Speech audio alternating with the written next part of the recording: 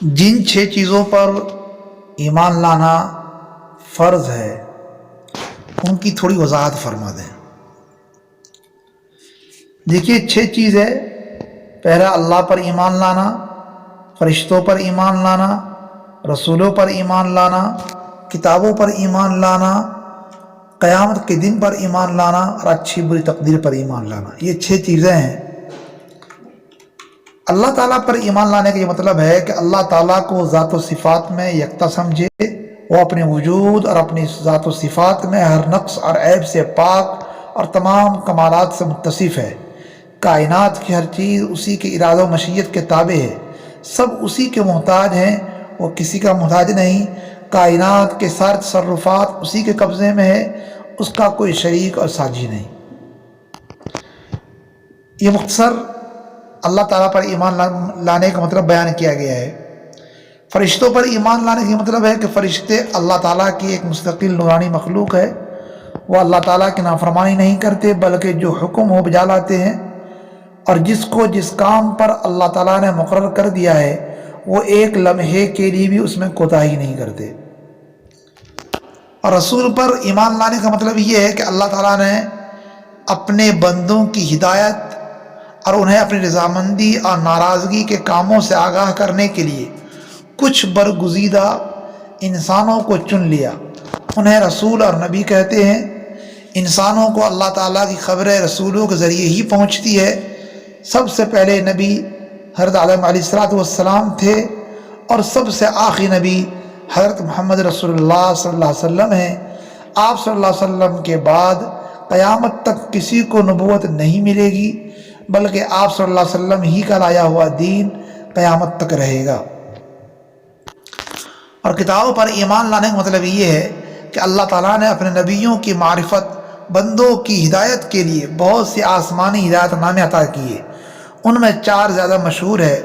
تورات جو حضرت موسیٰ علیہ السلام پر اتاری گئی، زبور جو حضرت داؤد علیہ السلام پر نازل کی گئی، انجیل جو حضرت عیسیٰ علیہ السلام پر نازل کی گئی، اور قرآن مجید جو حضرت محمد رسول اللہ صلی اللہ علیہ وسلم پر نازل کیا گیا۔ یہ آخری ہدایت نامہ ہے جو خدا تعالیٰ کی طرف سے بندوں کے پاس بھیجا گیا۔ اب اس کی پیروی سارے انسانوں پر لازم ہے، اور اس میں ساری انسانیت کی نجات ہے۔ جو شخص اللہ تعالیٰ کی اس آخری کتاب سے روگردانی کرے گا، اعراض کرے گا، منہ موڑے گا، وہ ناکام اور نامراد ہوگا۔ اس طرح قیامت پر ایمان لانے کا یہ مطلب ہے کہ ایک وقت کہ ہمارا یہ ایمان ہو کہ ایک وقت آئے گا کہ ساری دنیا ختم ہو جائے گی، زمین و آسمان فنا ہو جائیں گے، اس کے بعد اللہ تعالیٰ سب کو زندہ کرے گا، اور اس دنیا میں لوگوں نے جو نیک یا برے عمل کیے ہیں سب کا حساب و کتاب ہوگا، میزان عدالت قائم ہوگی، اور ہر شخص کے نیکیاں اور بدیاں اس میں تولی جائے گی۔ جس شخص کے نیک عملوں کا پلہ بھاری بھاری ہوگا اسے اللہ تعالیٰ کی خوشنودی کا پروانہ ملے گا، اور وہ ہمیشہ کے لیے اللہ تعالیٰ کی رضا اور قرب کے مقام میں رہیں گے جس کو جنت کہتے ہیں۔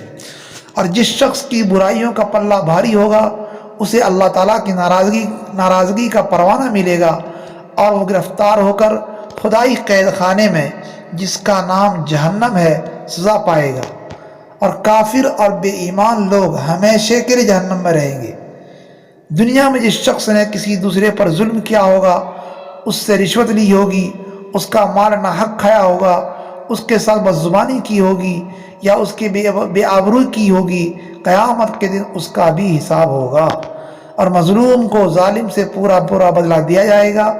الغرض خدا تعالیٰ کے انصاف کے دن کا نام قیامت ہے، جس میں نیک اور برے کو چھانٹ دیا جائے گا۔ ہر شخص کو اپنی پوری زندگی کا حساب چکانا ہوگا، کسی پر ذرہ برابر بھی ظلم نہیں ہوگا۔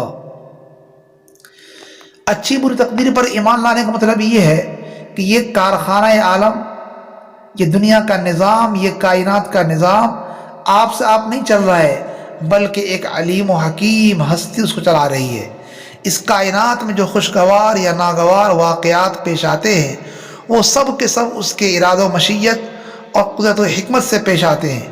کائنات کے ذرہ ذرہ کے تمام حالات اس علیم و خبیر کے علم میں ہے، اور کائنات کی تخلیق سے یعنی اس کائنات کی پیدائش سے پہلے اللہ تعالیٰ نے ان تمام حالات کو جو پیش آنے والے تھے لوح محفوظ میں لکھ لیا تھا۔ بس اس کائنات میں جو کچھ بھی وقوع میں آ رہا ہے وہ اسی علم ازلی کے مطابق پیش آ رہا ہے، نیز اسی کی قدرت اور اسی کی مشیت سے پیش آ رہا ہے۔ الغرض کائنات کا جو نظام حق تعالی شانہ نے ازل سے تجویز کر رکھا تھا، یہ کائنات اس طے شدہ نظام کے مطابق چل رہی ہے۔ یہ 6 چیزیں ہیں جن پر ایمان لانا ہم پر فرض ہے۔ اللہ تبارک تعالی ہم سب کے عقیدے کی حفاظت فرمائے اور ان چیزوں پر سچے دل تصدیق کرنے کی توفیق عطا فرمائے، ہم سب کو ایمان پر جمائے اور ہم سب کے ایمان کی حفاظت فرمائے، آمین۔